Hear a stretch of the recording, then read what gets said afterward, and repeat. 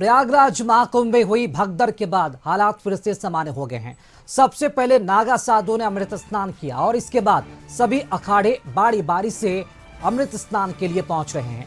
अमृत स्नान को लेकर सुरक्षा के कड़े इंतजाम किए गए हैं। सीएम योगी भी वार रूम से लगातार निगरानी रख रहे हैं।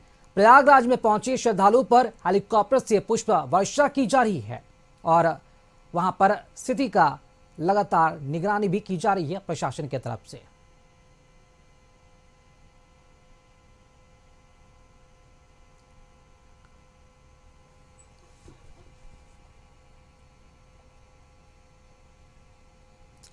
तो श्रद्धालुओं पर हेलीकॉप्टर से पुष्प वर्षा की गई है। बता दें कि देर रात महाकुंभ मेले में भगदड़ की स्थिति हुई, जिसमें कई लोगों की मौत की सूचना आई, कई लोग घायल हैं। लेकिन अब माहौल जो है धीरे धीरे सामान्य होता जा रहा है।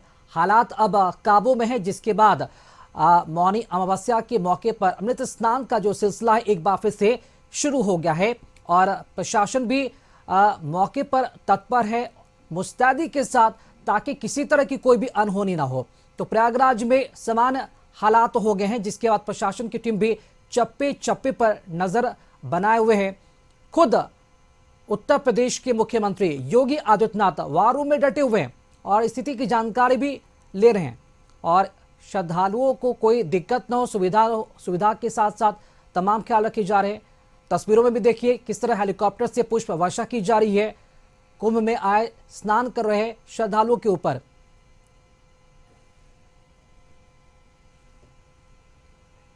और अधिक जानकारी के साथ संवाददाता मनोज हमारे साथ जुड़ चुके हैं प्रयागराज से। मनोज, प्रयागराज में क्या स्थिति बिल्कुल सामान्य हो गई है? क्या एक बार फिर से अमृत स्नान जारी और प्रशासन इस बार कितनी मुस्तैदी के साथ खड़ी ताकि किसी तरह की कोई भी घटना इस बार ना हो? बताना चाहूंगा कि स्थिति बिल्कुल सामान्य हो चुकी। प्रशासन के मुस्तैदी से जो भी सुबह में थोड़ी भागदौड़ हुई थी, लोगों में अफरा तफरी का माहौल जो बना था, उसको प्रशासन ने बहुत जल्दी ही कंट्रोल कर लिया और सारे भीड़ को भी कंट्रोल कर लिया है। और अमृत स्नान का जो मौनी अमावस्या का जो दूसरा था, अखाड़ों ने करीब 1 बजे के बाद शुरू कर दिया, जिसमें महानिवाड़ी अखाड़ा और अटल अखाड़ा प्रथम स्नान किए। उसके बाद शैव, वैष्णव और किन्नर अखाड़ों ने स्नान स्टार्ट कर दिया है। टोटल 13 अखाड़े हैं और सब शांति प्रिय से हो रहा है। जी मनोज, चूंकि जो रात में घटना घटी थी उसके बाद प्रशासन क्या सबक ले पाई है? यहाँ पर अगर व्यवस्था की बात की जाए तो क्या व्यवस्था में कुछ और भी बदलाव किए गए हैं? सिक्योरिटी कुछ टाइट की गई है? भीड़ इतनी ज्यादा आ गई तो प्रशासन ने उस समय तत्कालिक रूप से जो भी सुविधा, जो अफरा तफरी के माहौल में जिनको चोट लगी, जो भी चीजें हुई, तो एम्बुलेंस बुला के तुरंत सारी सुविधाओं को दिया। उसके बाद जो भीड़ को कंट्रोल करने के लिए सारे जगहों को, गाड़ियों को डाइवर्ट करना, रोकना और प्रयागराज के सीमाओं को सील कर देना और ट्रेनों को डाइवर्ट कर देना और मेला में कम से कम श्रद्धालु आ पाए, जिससे कि भीड़ ज्यादा ना बढ़े और आराम से सब लोग स्नान कर ले। इस तरह की सारी व्यवस्थाएं प्रशासन ने की। फिर से जी, कई श्रद्धालुओं से भी आपकी बात हुई होगी मनोज, क्या वो पूरी तरह से लग रहा है वो सेफ हैं अब इस कुंभ में स्नान करने के साथ ही? क्योंकि अब तो पुलिस के लिए भी चुनौती होगी और श्रद्धालु भी, तो उनका आना भी तो कम नहीं होगा, क्योंकि करोड़ों की संख्या में अभी भी लोग लगातार आ रहे हैं वहां पे।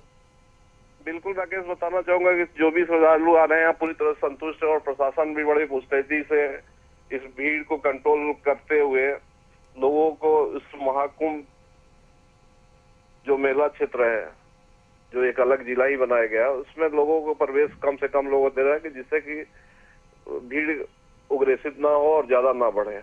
जी मनोज, अगर अभी की वर्तमान ताजा स्थिति तस्वीर की अगर बात की जाए तो क्या नजारा वहां पर? क्या कुंभ में अमृत स्नान को लेकर अखाड़ों का जो सिलसिला है वो जारी है? क्या प्रशासन ने अखाड़ों के लिए व्यवस्था अलग की है या फिर वही सामान्य लोगों के बीच अखाड़ों की जो स्नान है, अमृत स्नान है, वो चल रहा है?